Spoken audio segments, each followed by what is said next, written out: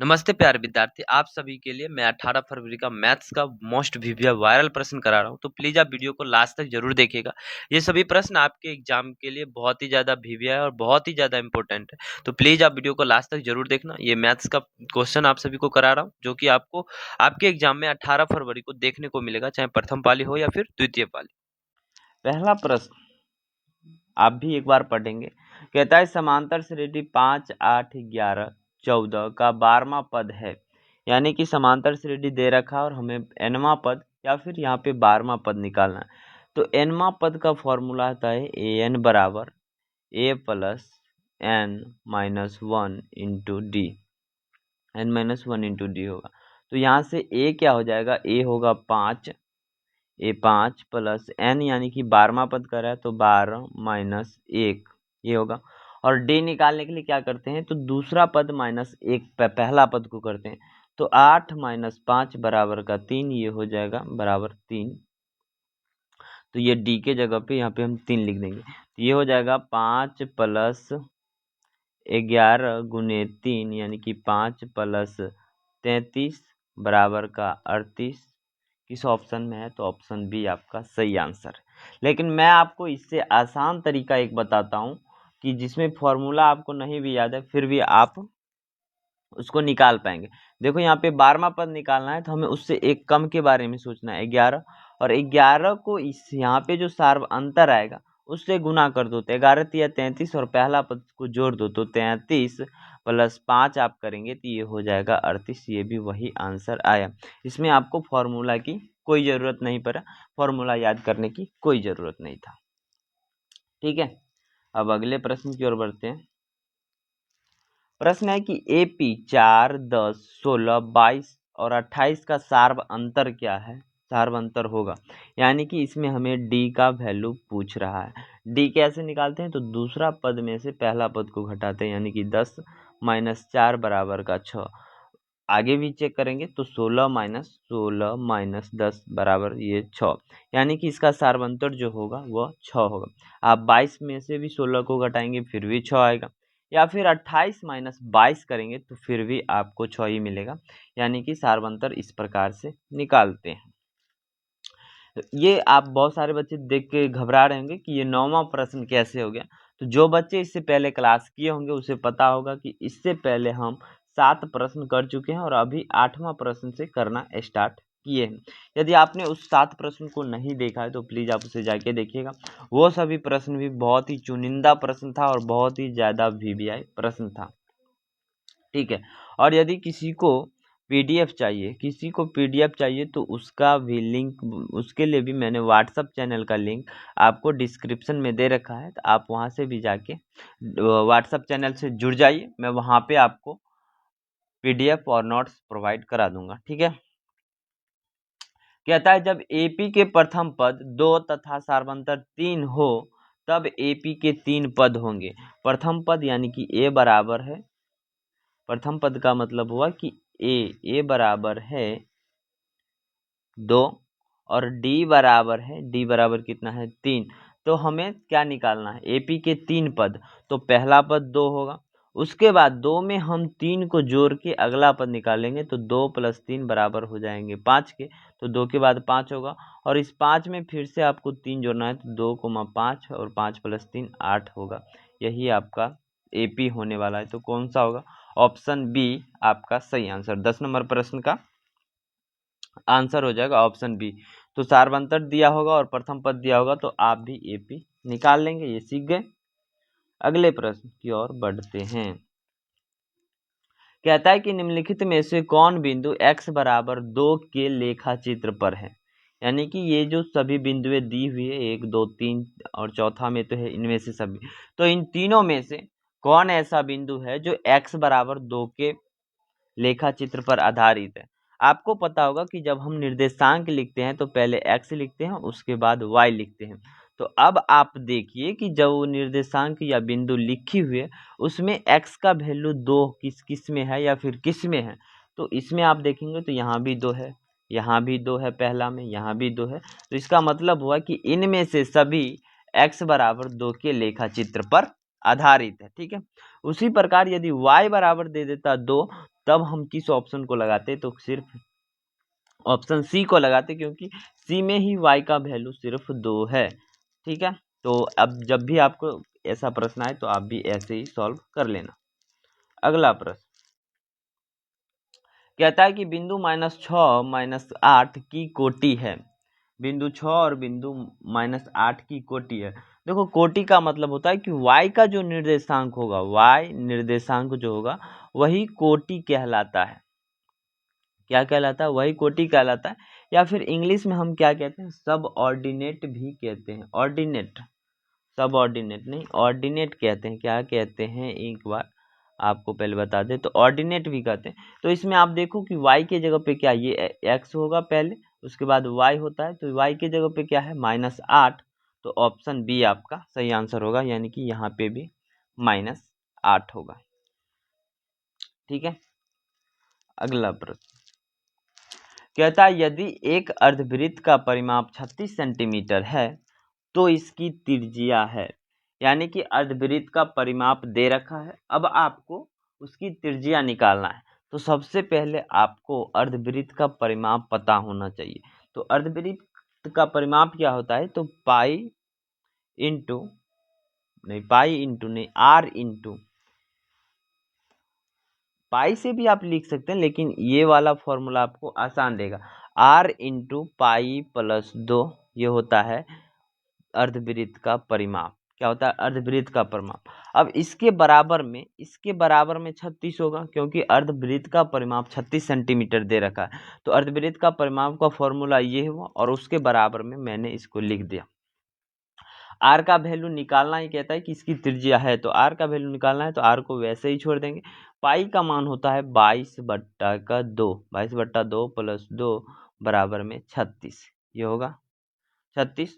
अब इसको आप जोड़ेंगे तो 22/7 होगा, 22/7।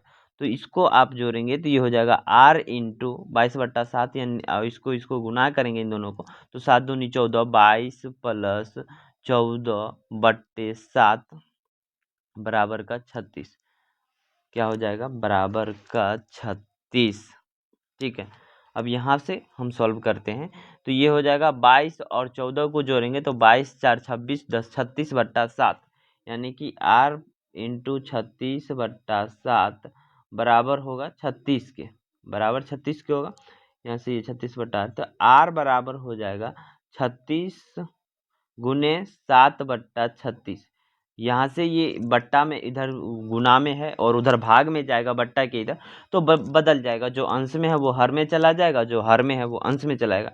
तो 36 से 36 कट गया, यानी कि r का वैल्यू जो हमें निकला वो 7 निकला।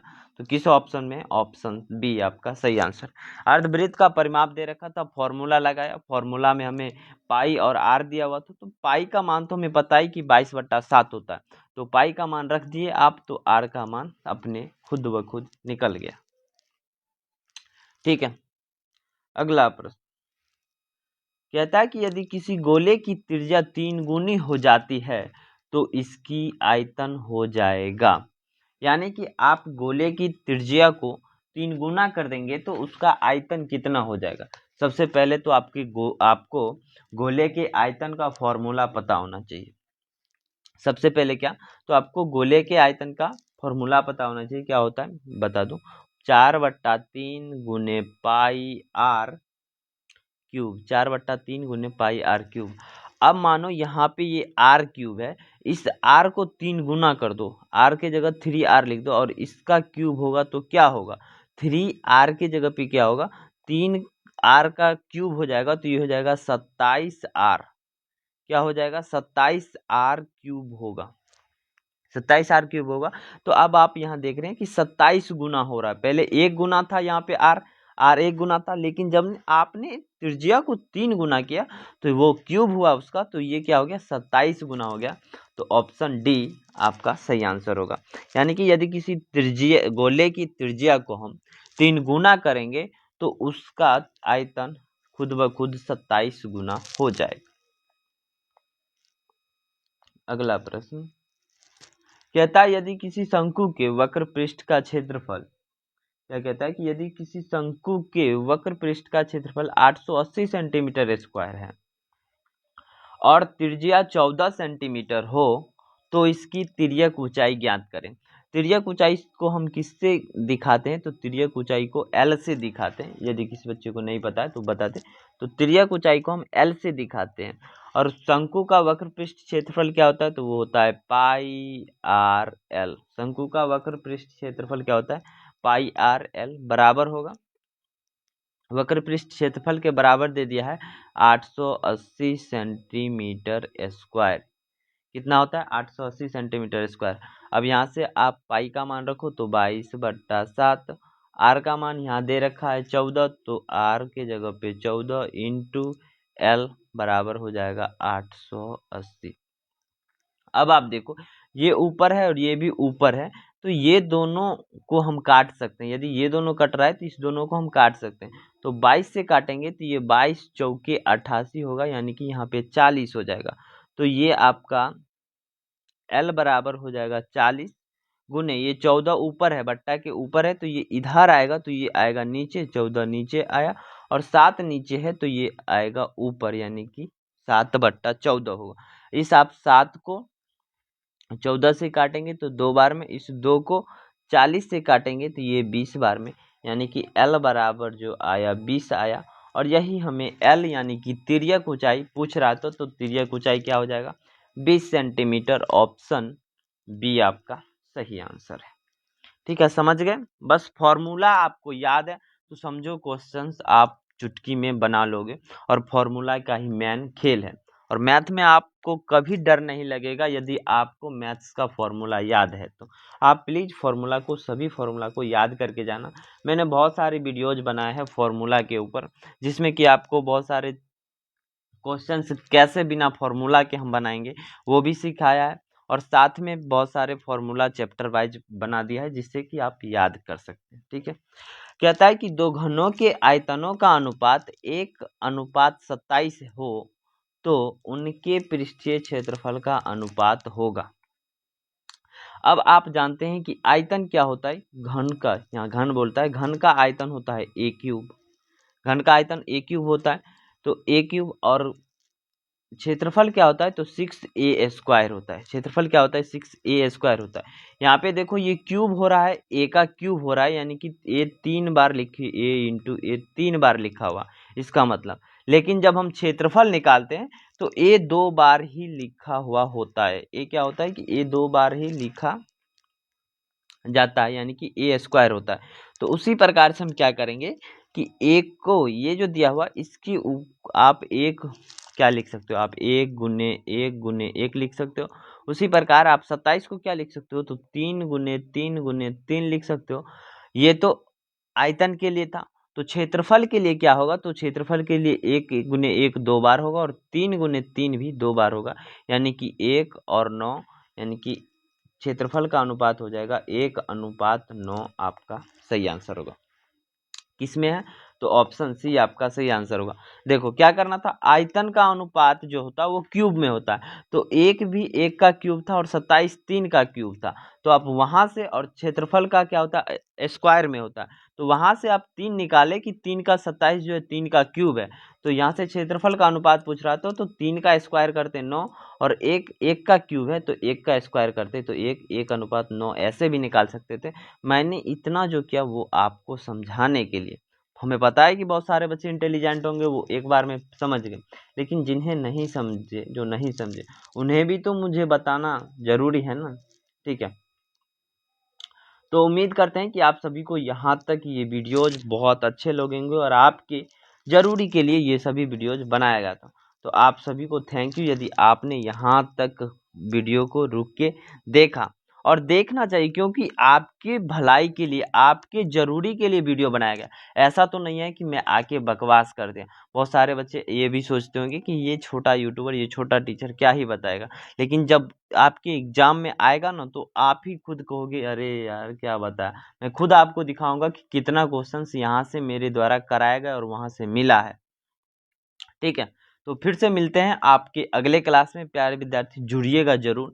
देखिए अभी आपके एग्जाम में 10 से 15 दिन बचा हुआ है, और 10-15 दिन भी आप सही से नहीं पढ़ेंगे तो फिर आप क्या ही नंबर लाएंगे। ठीक है, तो मिलते हैं अगले वीडियो में, तब तक आप अपना ख्याल रखिएगा। जय हिंद, जय भारत।